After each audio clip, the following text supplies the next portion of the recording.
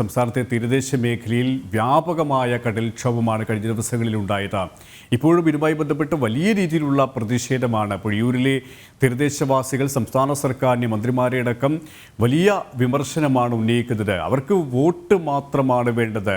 Vote നേടി ജയിച്ച് അധികാരത്തിലെത്തിക്കഴിഞ്ഞാൽ പിന്നെ ഞങ്ങളെ തിരിഞ്ഞു നോക്കുന്ന പോലുമില്ല എന്ന് പറയുന്നു. അതേസമയം തന്നെയാണ് മുണ്ടയ്ക്കലിൽ ഇപ്പോൾ ഈ കടൽക്ഷോഭവുമായി ബന്ധപ്പെട്ട് തീരദേശവാസികൾ റോഡ് ഉപരോധിക്കുന്ന സമരമാർഗത്തിലേക്ക് തിരിഞ്ഞത്. അല്പസമയം മുമ്പാണ് ജി കൃഷ്ണകുമാർ ഇന്ത്യ സ്ഥാനാർത്ഥി അവിടേക്ക് എത്തിയത്. അദ്ദേഹത്തോടും അവർ നിരവധി അവലാദികളും പരാതികളുമാണ് പറയുന്നത്. നമ്മുടെ സർക്കാർ സംവിധാനത്തിൻ്റെ പിടിപ്പുകേട് അത് തന്നെയല്ലേ ഇത്തരത്തിലുള്ള കടൽക്ഷോഭത്തിൽ തീരദേശവാസികൾ ഇത്രയധികം ദുരിതമനുഭവിക്കാൻ കാരണമാകുന്നതും?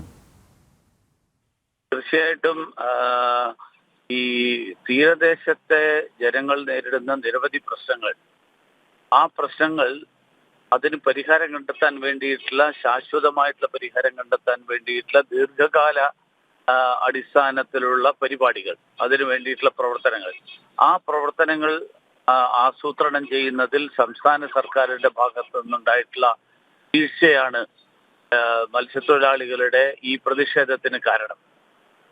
നമ്മുടെ കുറച്ച് വർഷങ്ങൾക്ക് മുൻപാണ് ഓഖി ദുരന്തമുണ്ടായപ്പോൾ അന്ന് ബഹുമാന്യനായിട്ടുള്ള പ്രധാനമന്ത്രി നേരിട്ട് എത്തുകയും പൂന്തുറയിലെത്തി മത്സ്യത്തൊഴിലാളികളെ നേരിട്ട് ആശ്വസിപ്പിക്കുകയും ചെയ്തു. അന്ന് മുഖ്യമന്ത്രി ഡൽഹിയിൽ നിന്നും പ്രധാനമന്ത്രി എത്തുന്നതിനും 2 ദിവസം മുമ്പാണ്. അത്രയും ദിവസം തിരുവനന്തപുരത്തുണ്ടായിരുന്ന മുഖ്യമന്ത്രി അവിടെ പോകാതെ പ്രധാനമന്ത്രി എത്തുന്നു എന്നുള്ള വിവരം വന്നപ്പോൾ അതിന്റെ 2 ദിവസം മുമ്പേ മുഖ്യമന്ത്രി ഒന്ന് അവിടെ സന്ദർശിക്കാൻ ഒരു ശ്രമം നടത്തിയത് ഒന്ന് വലിയ പ്രതിഷേധത്തിന് കാരണമായിരുന്നു. കാരണം ഏതാണ്ട് ഒരാഴ്ചക്കാലത്തോളം സെക്രട്ടേറിയറ്റിൽ നിന്ന് വെളിപ്പാടകലെയുള്ള ഒരു സ്ഥലത്ത് സന്ദർശിക്കാതെ, ആശ്വസിപ്പിക്കാതെ, നടപടികൾ എടുക്കാതെ, അങ്ങനെയുള്ള ഒരു സ്ഥിതിയോടുള്ള പ്രതിഷേധം മത്സ്യത്തൊഴിലാളികൾ പ്രകടിപ്പിച്ചിരുന്നു. അതിനുശേഷവും സ്ഥിതിഗതികൾക്ക് വലിയ മാറ്റമൊന്നും സംഭവിച്ചിട്ടില്ല. കാരണം നമ്മുടെ ഈ തീരപ്രദേശങ്ങൾ ധാരാളം സ്ഥിരമായിട്ട് കടലാക്രമണത്തിന്റെ പ്രശ്നങ്ങൾ, മുതലപ്പൊഴി പോലെയുള്ള സ്ഥലങ്ങളിൽ മത്സ്യത്തൊഴിലാളികളുടെ താല്പര്യം, അവരുടെ വികാരങ്ങളും അവരുടെ അഭിപ്രായങ്ങളും പരിഗണിക്കാതെ നടത്തുന്ന അശാസ്ത്രീയമായിട്ടുള്ള നിർമ്മാണ പ്രവർത്തനങ്ങൾ, ഇങ്ങനെയുള്ള നിരവധി കാര്യങ്ങൾ അതാണ് ഈ ഒരു പ്രത്യേക സമയത്ത് അവരുടെ രോഷമായിട്ട്, അവരുടെ അമർഷമായിട്ടൊക്കെ പുറത്തു വരുന്നത്. ഈ സംഭവത്തിൽ ഒരുപക്ഷെ ഇതൊരു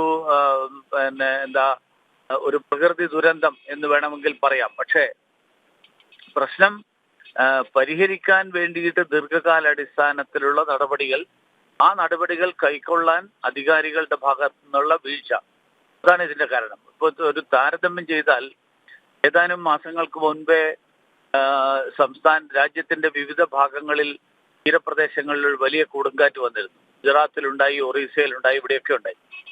പക്ഷെ ഗുജറാത്തിലും ഒറീസയിലും ഒരു ജീവൻ പോലും നഷ്ടമില്ല. ഒരാൾക്ക് പോലും പ്രകൃതി ദുരന്തത്തിന്റെ ഫലമായിട്ട് നഷ്ടങ്ങൾ ഉണ്ടായില്ല. കാരണം പ്രകൃതി ദുരന്തമുണ്ടായാൽ സ്വീകരിക്കേണ്ട നടപടികൾ, സമാശ്വാസ നടപടികൾ, പുനരധിവാസ നടപടികൾ, പ്രതിരോധ നടപടികൾ, ഇതിനെക്കുറിച്ചൊക്കെ വളരെ നേരത്തെ തന്നെ ഗുജറാത്ത് സർക്കാരാണെങ്കിലും ഒറീസ സർക്കാരാണെങ്കിലും അവര് ആവശ്യമായിട്ടുള്ള നടപടികൾ സ്വീകരിച്ചിരുന്നു. ഇതാണ് കേരളത്തെ സംബന്ധിച്ചിടത്തോളം നടക്കാത്തത്. ഒറീസ ഒരു കാലത്ത് സ്ഥിരമായിട്ട് പ്രകൃതി ദുരന്തത്തിന് ഇരയായിരുന്ന ഒരു സംസ്ഥാനമാണ്. അവിടുത്തെ തീരപ്രദേശങ്ങൾ സ്ഥിരമായിട്ട് ഇതുപോലത്തെ പ്രശ്നങ്ങൾ ഉണ്ടാവാറുണ്ട്. പക്ഷെ ഇന്ന് ഒറീസയിൽ പ്രശ്നങ്ങൾ ഉണ്ടായാലും ആർക്കും ജീവൻ നഷ്ടപ്പെടുന്നില്ല. ആളുകൾ ഒഴിഞ്ഞു പോകുന്നു. 10,000-കണക്കിന്, ഒരുപക്ഷെ ലക്ഷക്കണക്കിന് ആൾക്കാരെയാണ് ഗുജറാത്തിൽ കഴിഞ്ഞ ഈ പ്രകൃതി ദുരന്തത്തിന്റെ സമയത്ത് സംസ്ഥാന സർക്കാർ ഏതാണ്ട് 2 ദിവസത്തെ മുൻപുള്ള മുന്നറിയിപ്പ് നൽകി ആളുകളെ ഒഴിപ്പിച്ചത്. അപ്പോൾ അതുപോലെ ഇതെല്ലാം ഇന്ന് ഒരു കാര്യവും ഒരു സുപ്രഭാതത്തിൽ പെട്ടെന്ന് ഒരു മുന്നറിയിപ്പും ഇല്ലാതെ സംഭവിക്കുന്നില്ല. ഇതെല്ലാം കണ്ടറിയാനും മനസ്സിലാക്കാനും അത് സംബന്ധിച്ച് ജനങ്ങൾക്ക് മുന്നറിയിപ്പ് നൽകാനുമുള്ള സംവിധാനമുണ്ട്. പക്ഷെ കേരളത്തിൽ ഓഖിക്ക് ശേഷവും കേരള സർക്കാർ പഠിച്ചില്ല. നമ്മുടെ ദുരന്ത നിവാരണ അതോറിറ്റി കേവലം നോക്കുകുത്തിയായിട്ട് നിൽക്കുന്ന ഒരു സാഹചര്യമാണുള്ളത്.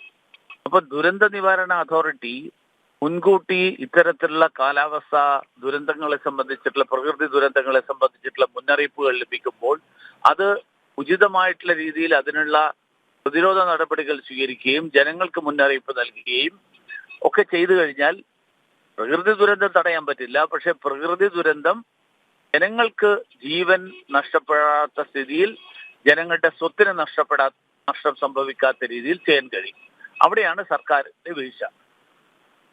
യെസ്, വളരെയധികം നന്ദി ശ്രീ വി മുരളീധരൻ. ഈ സമയം നിങ്ങളോട് സഹകരിച്ചതിന്.